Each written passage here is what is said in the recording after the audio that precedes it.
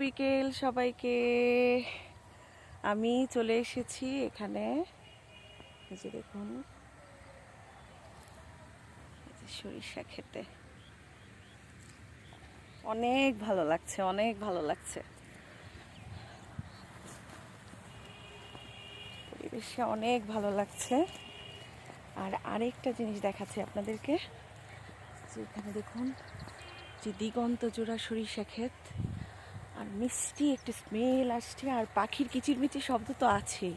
আর এখানে ছোট্ট একটি পানির দেখতে পাচ্ছি খাল। অনেক ভালো লাগছে বন্ধুরা।